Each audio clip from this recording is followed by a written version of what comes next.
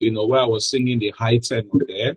I think Cornerstone, that was the name of the a cappella group then. Myself, my two elder brothers were also in that a cappella group. So we'd sing. So that was a phase. Then, of course, then I was still in my mother church, Assemblies of God Church, First Start Town.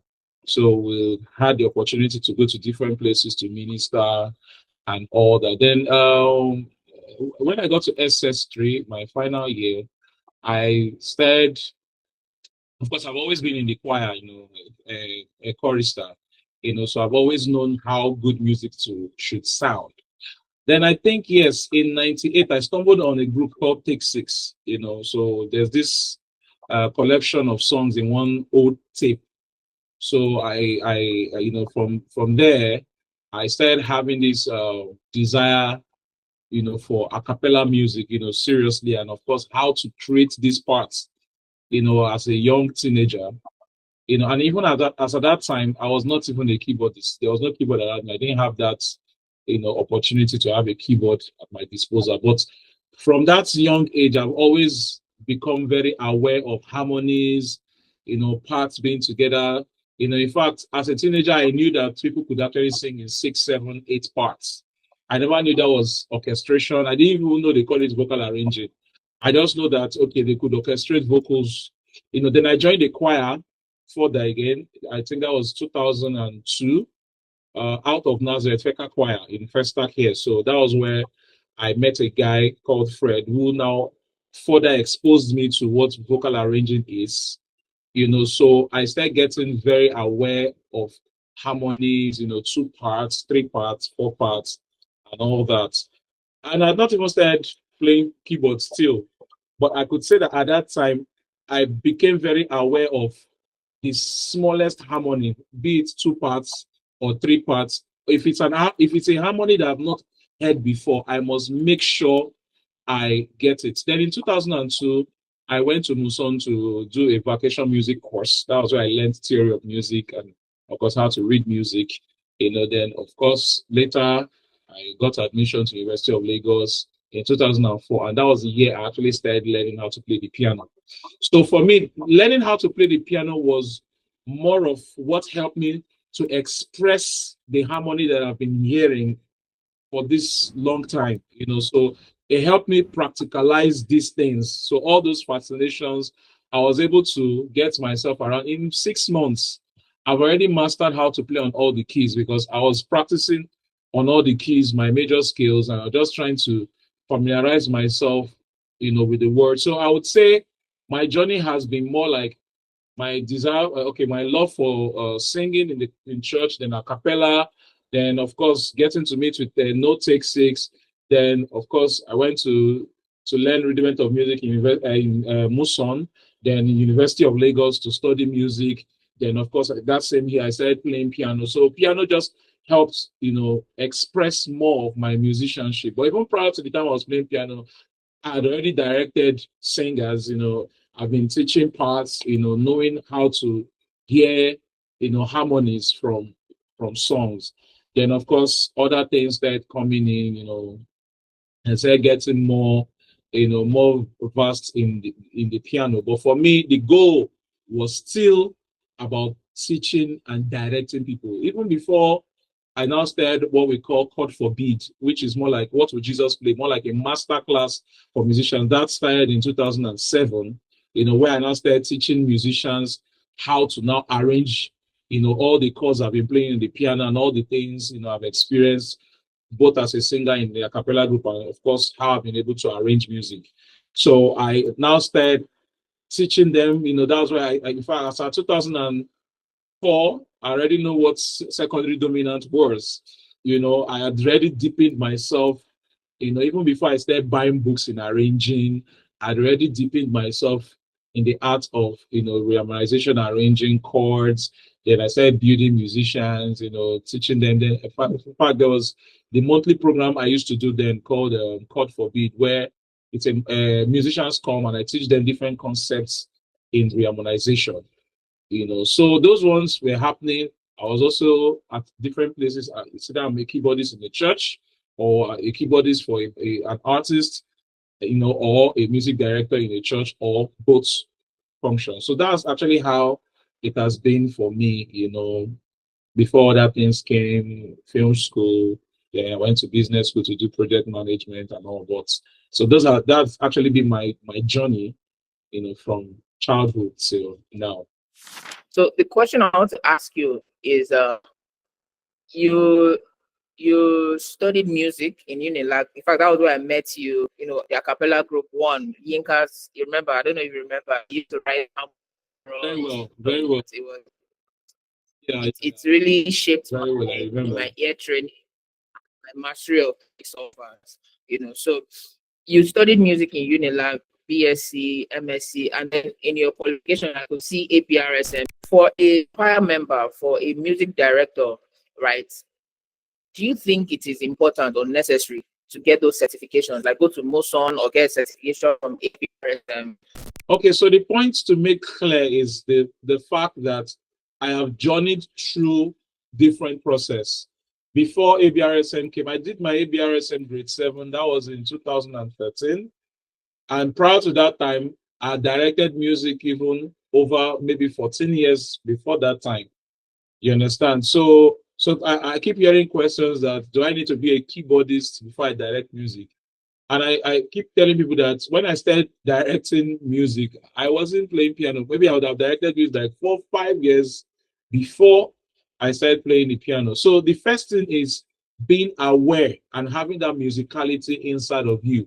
Then the journey towards developing yourself now enhances your work and help you work much better. You understand? So you won't have everything. You understand? When I started, I didn't have all the degrees and all the experiences I have. A music director is a leader, basically, and you can't lead people when you don't know the way or show the way or maybe gone the way before. So all the experiences that people have as choristers, at some point I was a tenor singer in the choir.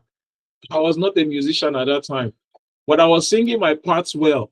I know where my part is in the harmony because I would not slip to alto or slip to soprano. You understand? So all those different experiences for me, I think they form the bedrock because I know of a lot of people that can even play the keyboard or play instruments and they cannot even teach parts. You understand? So we must understand that the basics is your musicianship and your ear.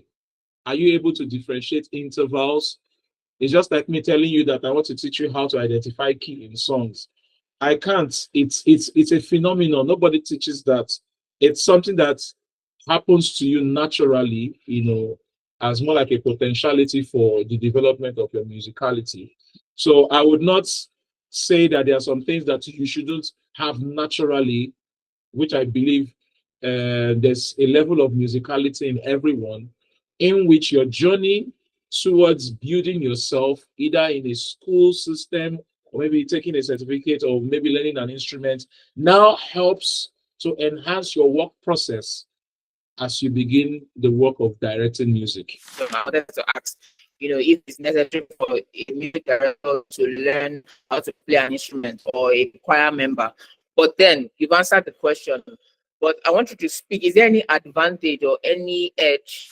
Okay, so basically, music is a universal language. Do you understand? And there are different things that help us speak this language better. Do you understand? So if you can play the keyboard, the question is that you can play the keyboard doesn't make you a keyboardist. Just like me saying that I can speak English doesn't make me a professor of English language or semantics.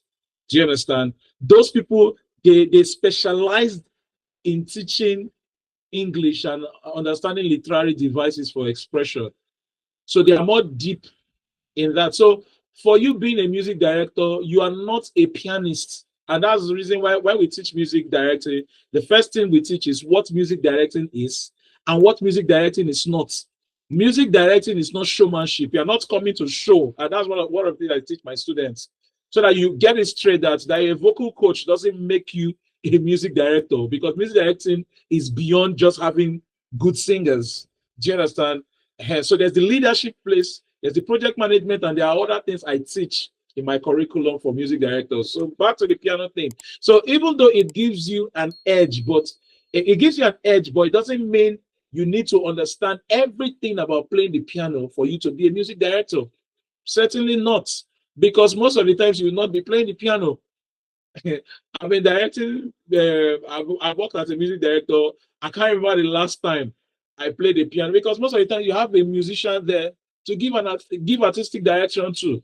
You have a bassist, you have a drummer. So the main thing is you're working towards the full expression of the team. Just like in drumline, they said one band, one sound. So that is the goal of the music director, to ensure that the band sound as one. We don't want to hear the drummer playing so much. So you determine the energy that everybody is bringing in. Hey, drummer, please don't play it that way. Hey, bassist, I need it to be cool. This is how I want it to express. Because in the big picture of things, you are overseeing the whole sound and how people bring their energy in the right proportion.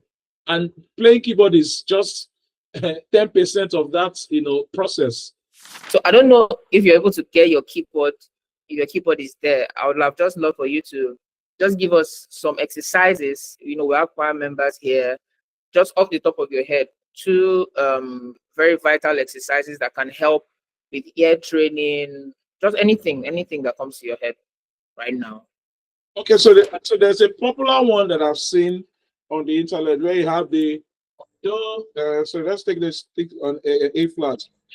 Do, do, re, mi, re, do. Do, re, mi, fa, mi, re, do. Do, re, mi, fa, sol, fa, mi, re, do. Do, re, mi, fa, sol, la, sol, fa, mi, re, do. Do, re, mi, fa, sol, la, ti, la, sol, fa, mi, re, do. Do, re, mi, fa, sol, la, ti, la, sol, fa, mi, re, do. Then descend.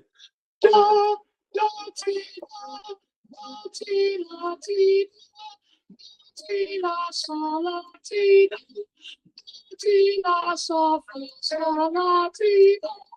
La ti la sol fa mi fa sol la ti la sol fa mi re do re mi fa sol la ti do.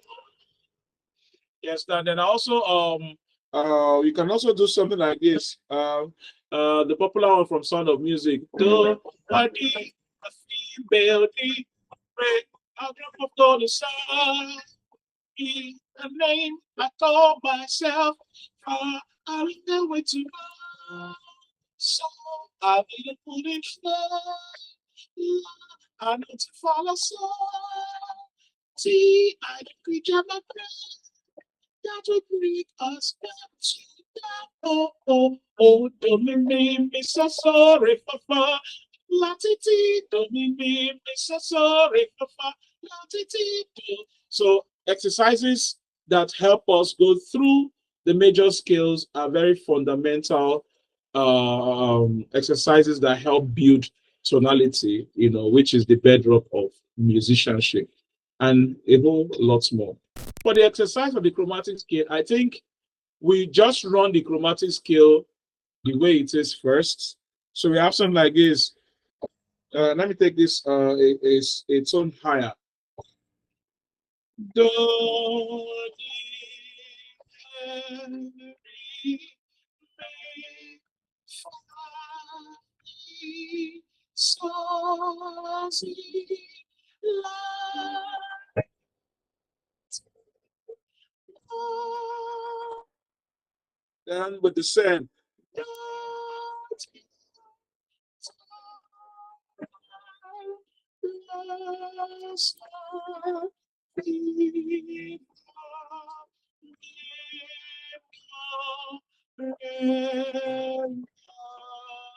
do. So we could do something to do, di, re, do. Do, re, mi, re, do. Do, re, mo, re, do. Do, re, mi, fa, mo, re, do. So because the chromatic scale is very, very, very funny, it's equidistant in interval. So the best way to approach the chromatic scale, since they are all the same interval, we could do something like this. Do, di, re, di, do.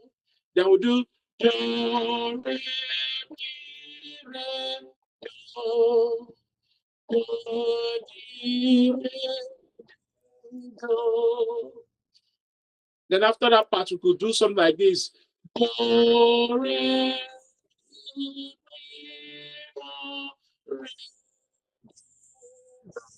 So you go 3 steps up, you come back 3 steps down, you go 4 steps up, you come down 4 steps, just that way, you know. And of course, we also have to be very practical about the way chromatic notes happen in our music. So most of the times we go there and touch them. Softly, soft. So most of the times, that's how it comes. You can also do something like this. La, softly, soft. La, softly, soft. Mi,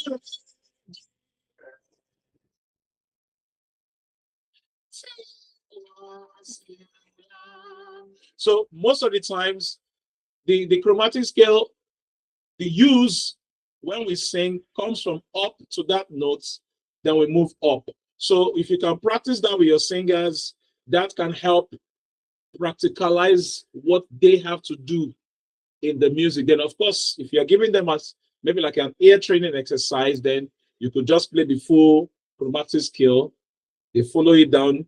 But if you want to make it practical in your rehearsals, I think you can just take the you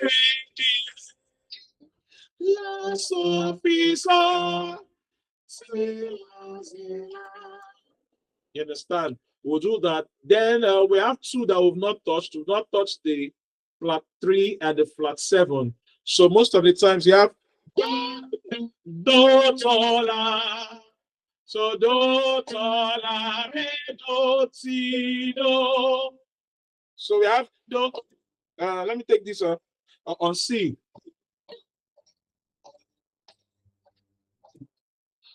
Do, tola, re, do, ti, do. Do, tola, re, do, ti, do. So that's another song, a popular song on the Hill Far Away that employs the use of the chromatic notes in the melody. So songs like that, we don't really have so much songs like that, but songs like that we can employ to help, build that consciousness. Can you share a story of a performance that was particularly challenging for you and how you were able to navigate the obstacles to deliver an exceptional outcome? And then what were the lessons that you picked from that experience? Okay, I think practically for me, there are 2 songs that I know I will never forget. And the one that a lot of people know is the Hallelujah chorus. I will not lie. The Hallelujah chorus in every way is not a song for children. It's a song that takes a whole lot, because looking at the key signature in the first place, you need the key signature for Hallelujah chorus is D major. So it takes really strong sopranos, those that really have that, strong thing to sing it. So for me, in any way, either the contemporary way, the one done by Brooklyn Tabernacle Choir, or maybe the one done by LCGC, or the one done by Wabi Maren in, I think, 1991. For all versions of Hallelujah chorus I've had to teach, it was really not easy to come by, So, and, for me, most of the lessons is actually how I'm able to tailor an approach to teaching the unique singers I have to teach, because most of the times you are in different environments where you have to teach this song. So you have to just look for a way. And there are some that you just have to reduce the key because I don't believe a song must be done on the original key. That one is stuck for another day.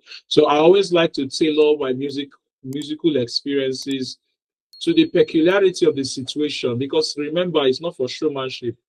It's not to prove anything. It's to make the people become their best. Because I've worked with the good, the bad, and the ugly. I've worked with a choir that won 1 million as their, prize. I've worked with another choir that won 500,000. And some of these choirs are not really, really so fantastic, but you just find a way. So for that song, I think I've had issues teaching that song, but of course, thankfully, with the help of sheet music and experience, that came easy for me in some cases anyway. Then there's another song too called Jesus is Lord. That song is by Andre Crouch. That song is you can check it out. It's a very stubborn song. Maybe you guys can do it in church.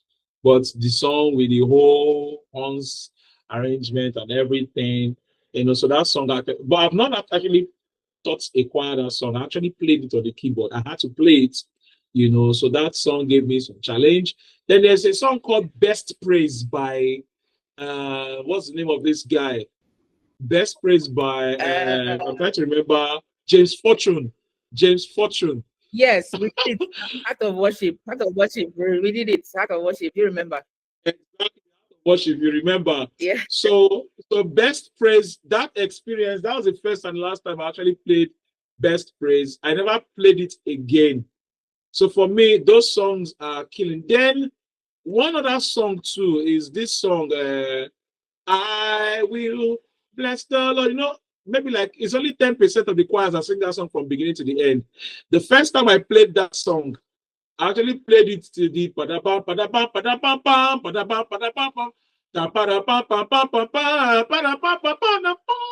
so at the time we played it, I think that was 2010 or 2009. We actually played, myself and the sets of people that played that song, we actually played the song from the beginning to the end, and we saw Shaggy. So for me, so those were moments that I will not forget. Sincerely, I learned a lot, doing those things, even though I may not be able to remember them. But if I have to teach them, then there's also Carol of the Bells medley by Brooklyn Tabernacle Choir. For those that have the education. Somebody said Matthew 28. Matthew 28 too. Well, it didn't really give me so much experience when it comes to technicality and of course looking at the musician's angle and all that. Most of all those songs didn't have stops. Matthew 28, you can still even breathe. You can still breathe and all. But this song, I'm telling you that they have energy from beginning to the end. So for me, I can't practically say I've learned one thing. I've learned so many things, then of course, conclusively, with having to teach songs every week, they bring their certain level of, experience to your subconscious and also better your musicianship in the long run. Okay, Kotka, If I Tell God, that one too was a problematic song. I think that If I Tell God, I think the challenge of that song was more on the horns section. It has a lot of horns section. So if you're a music director that is speaking If I Tell God, just make sure you have either your mo horns or your hornsmen that will play the horns for that song. If not, just forget about it. You won't tell God, you won't be able to tell God anything. You won't hear anything. So just forget about it. Tell him something else, not that song. So I'll allow him to talk about it. He also has some testimonials you can show. It can be physical if you want it physical. It can be online if you want it online, where he teaches you to broaden your musicianship, especially as a music director. Even if you do not want to become a music director necessarily, everybody needs to attend this course, no matter where you are. So I'll just allow him to talk about it briefly. And then if you're ready, if you have the testimonial videos from people that have attended previous editions of, the music directing essentials, webinar, bootcamp, music directing bootcamp. Yes. Okay, so let me be very, very brief with the bootcamp. So basically the bootcamp is a 6-week program where I teach you what music directing is. what music directing is not, how to better the experience of the people that you have to direct and teach, because most of the times what we know today was passed down to people that taught us. Some of us, why our musicianship is not optimum was because we were under wrong instructors. They didn't teach us the proper way to sing, the proper way to sing a particular part. They didn't teach us the proper ethics when it comes to musicianship and how to improve us. Some of us did not know where where we can focus to become all the best we can, the best experience choir building areas. Most of us sang with choirs that didn't have the best of blends and the best of balance. So the music directing essentials bootcamp basically teaches you all the nitty-gritties, how the music director can take advantage of technology, choir building areas, vocal building areas, pitfalls in music directing, what music directing is, what music directing is not, how a music director can improve himself, the music director's toolkit. We teach you, of course, the theory of music, the elementary part of course, knowing what 5 lines and 4 spaces are. We teach you where to focus on how to build your choir, how to prepare for concerts, so it's everything that has to do with the operation of the music director, why a lot of music directors fail, how to, have that understanding church culture where you're in, like if I'm directing MFM choir, I don't use the same approach if I'm directing Redeem. If I'm directing Sele, I'll teach you what church culture, means when it comes to music directing, so it's a whole lot. It's a whole bunch of ideas that people need to know to help your efficiency as a music director. Testimonies of those that have enjoyed this training, and I hope we can hear. So let's listen to this. Hello everyone, my name is John Subato. It's talking about music directing training bootcamp by Mr. Allwell Obi. Are you guys here? Amazing experience, the 3 month program that you will learn so much from. I have learned about music directing. I have learned what music directing is, what music directing is not. I've learned pitfalls in music directing. I've learned about harmony and vocal awareness. I've learned about choir building areas for the music director. I've learned about auditioning and improvement. I've learned about preparing for concert and so many other things. It's back-to-back drills, 3 months of intense practical training. You're going to benefit so much. Be a part of the next edition. Thank you. Hello, my name is Joshua. I'm one of the pioneering students for the East Director Bootcamp, which was held by Mr. Allwell, explained behind Allwell. Now, I want to tell you that if you want a career in music directing, or you are already a music director, but you don't really know much about it, I think this is the right place for you to. This is the right course for you to take. And it's not going to take most of the time, but you're going to learn a lot in a few moments. Sharing my own experience, there are some things that I did not even understand. There are some things that I was not aware of. But in joining this camp, I was able to understand a whole lot of things. I was able to know many things under the rudiments of music. I was able to know some things under the piano, the pitfalls of music directing and every other thing. This is a very wonderful course that I want to encourage you. Thank you. Hi, good day to you all. My name is Agena Christian. I'm based in First Lagos, Nigeria, and I'm one of the MVs of the Music Directing Bootcamp, the first squad. So far, so good. I've learned a lot from this training, trust me, and I got an understanding of what music directing is and it's not. What's music directing? Music directing is the creative act of giving artistic leadership or direction to a band or choir, group of singers or musician. What music directing is? The music directing is not showmanship or it's not showmanship. It is not patronage system, it is not oratory skills, and it is not music production. These are things you need to know. I've also come to an understanding of the interval, the major scale, the chromatic scale, and this has helped and served me well enough, both in my piano skills.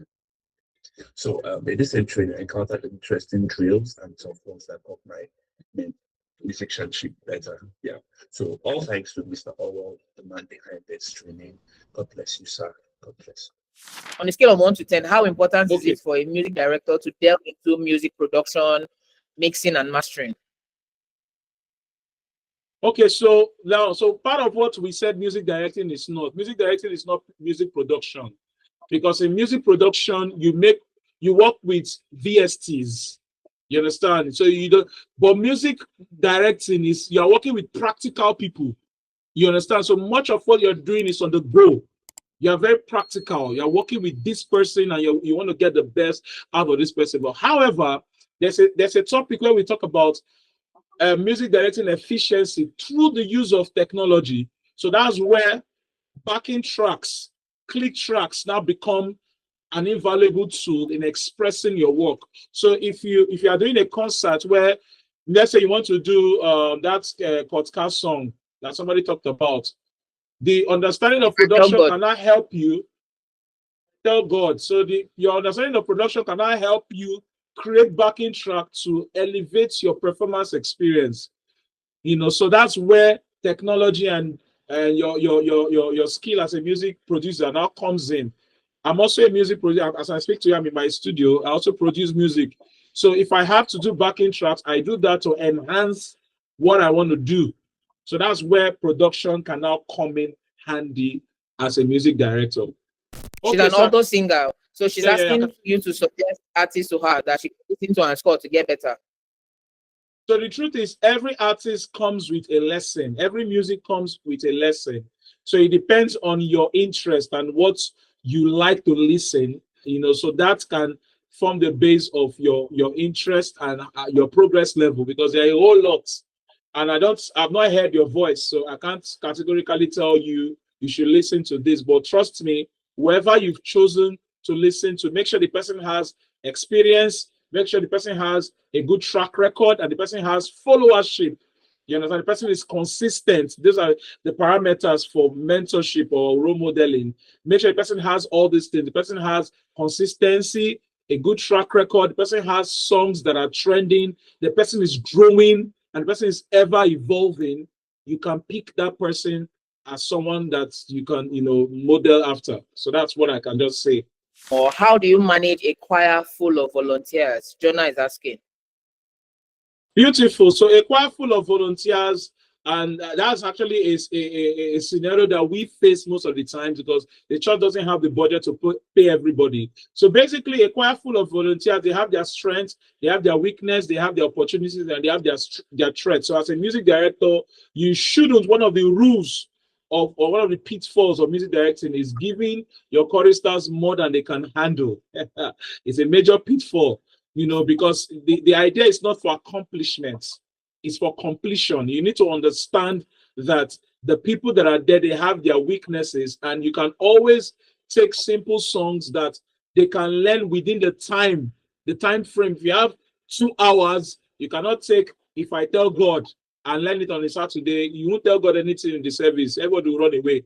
So if you have a choir that's full of volunteers, understand what they can do. Don't sermonize too much. Maximize time, because volunteers, their commitment to you is proportional to how organized you are. So if you have a choir that's full of volunteers, give them what they can handle and keep living an exemplary life for them to come, because right now you are the mercy of their attendance. There's nothing holding them. They are volunteering.